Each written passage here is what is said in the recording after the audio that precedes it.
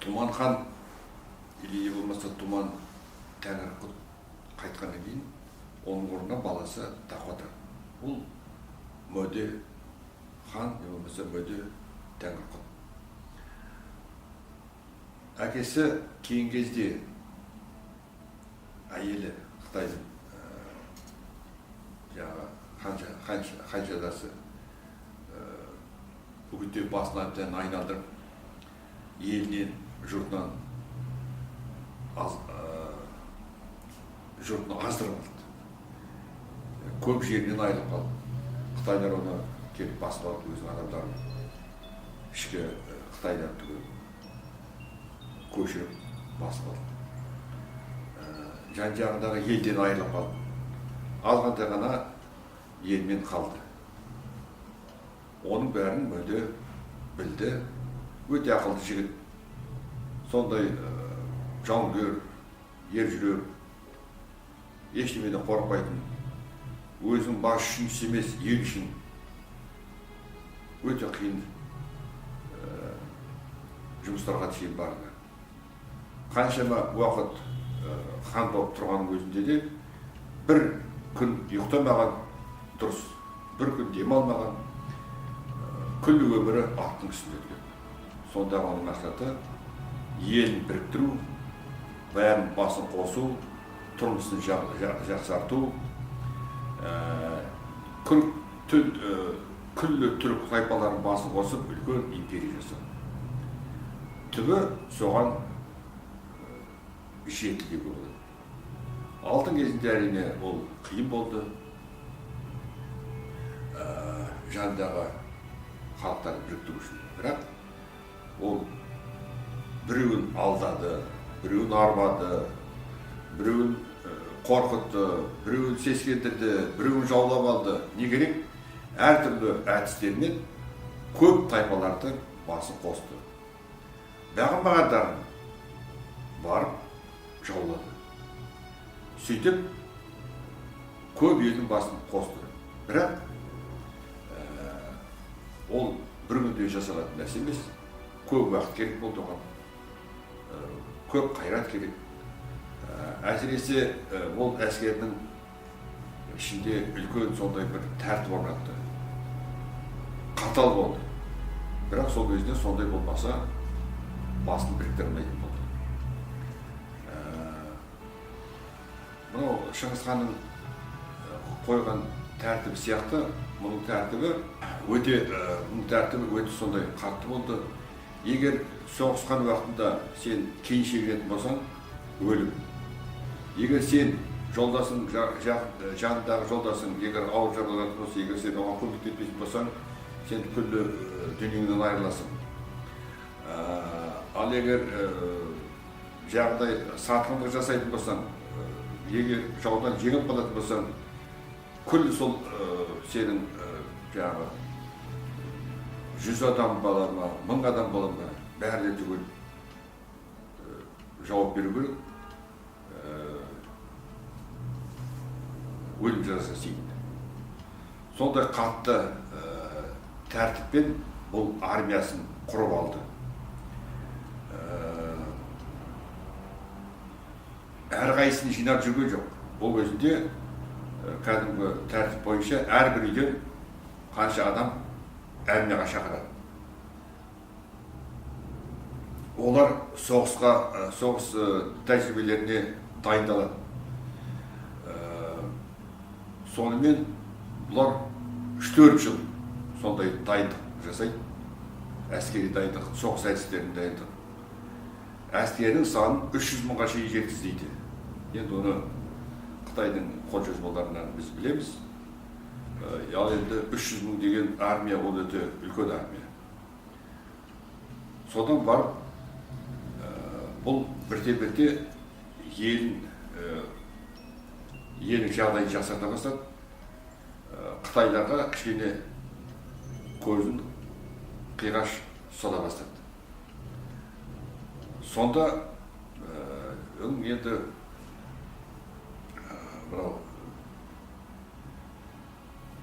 жандағы көрші кейбір елдердің болған қарасы, көз қарасы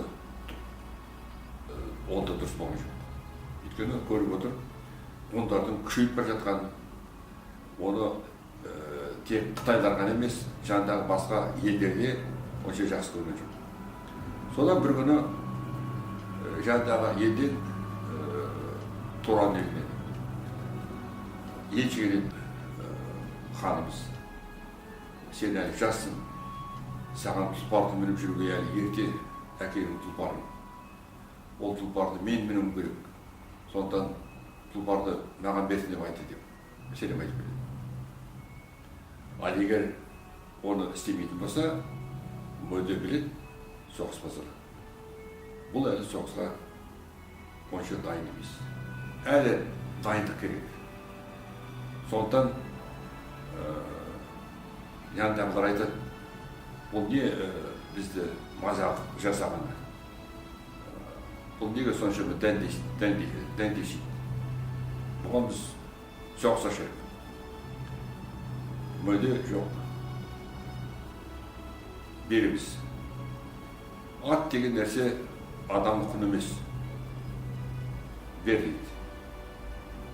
Бір жыл өтеді, келесілі тағы елшілер келеді. Сенің әйелің, келіншегің сұлу қыз көрген. Соны бізді хан сұрап жатыр. Тоқал қылам.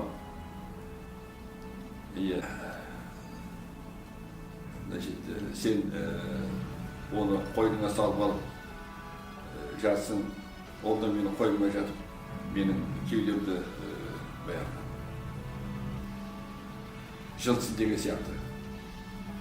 Ең жанындағылар сәпсемеді, сәпсем басымызға шығып кетті қойында. Енді қойныңдағы қатын түсірғанда кейін, енді ар жағында не қал деп, жоқ болмайды, давай соғысайық дейді. Бірақ мөлді айтып, бұл маған менің әйелім. Ешқандай басқа адамның бұл әйелге ешқандай қатысы жоқ. Сондықтан елдің амандығы үшін берем дейді. Бірақ әйеліне айтып жегіледі. Сен онда барған уақытында сен тыныш боласың. Сенің мақсатың бізге хабар беріп отыр. Сонымен жаңағы әйелі салып беріп, көшін шығарып салады, ұзатып. Содан анау тағы да елші берген ғой, жақсы болды, осындай сенің келесілі барып, сенің саржайлауыңа барам, солары да той жасайым, үйленіп той жасайым әйеліңе. Сен сол жерді маған бер, саржайлауды дейді. Жан-жағындағылар айтып, бұл не болды өше? Сосын мөді айтады, жоқ, берілмейді. Жан-жағындағылар айтады, неге? Сен анау екеуі бердің. Ол екеуі менің ғана билігімде. Ал жер менің билігімде емес, жер халықтікі. Мен оны өз өзімше беруге ешқандай правам жоқ. Сондықтан ол жерді мен бере алмаймын дейді. Ол уже білді, уже соғысу керек. Содан барып, міне, соғыс басталады. Бірақ, жаңағы 2-3 жылдың ішінде мөде өзінің әскерін дайындап алды соғысқа. 300 мыңға шейін адам жинады. Өте күшті тәртіп орнатты. Ал көршінің ханы, ол жаңағыдай мен қорқыттым, үркіттім, мен оның астындағы атын алдым, қойындағы қатын алдым деп ләйіп жүрген уақытында ешқандай дайындықсыз.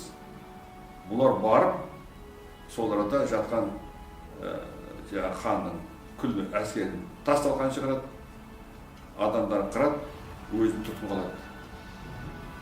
Сонда анау хан айтты, сен неге түнде шабуыл жасадың, күндіз шабуыл жасауға не қорқыттың ба бені деп.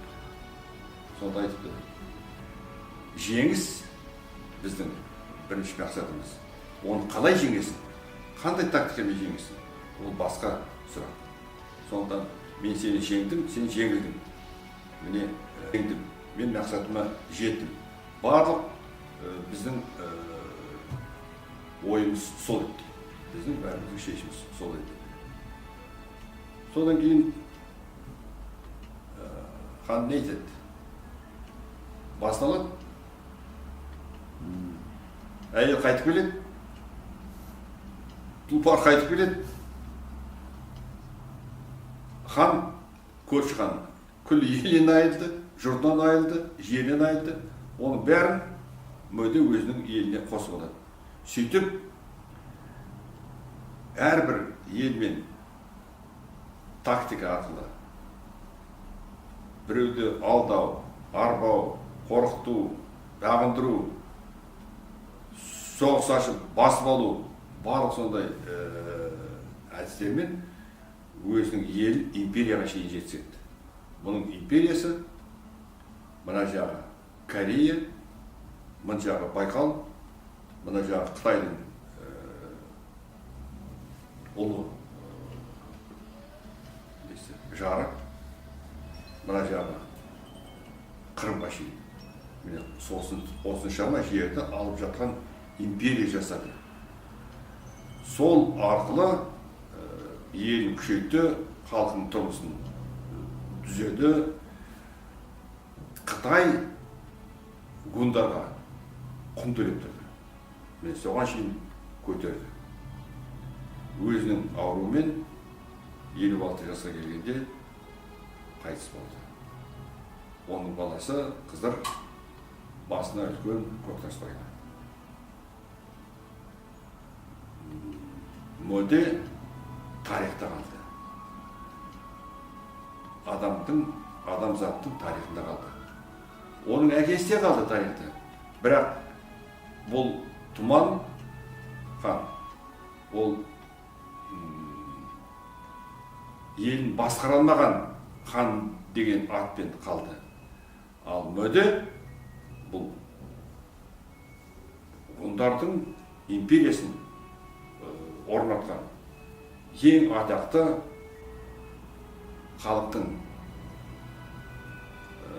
адамзаттың тарихында ең ақылды, ең парасатты, ең атақты Тәңірқұт болып тарихта қалды.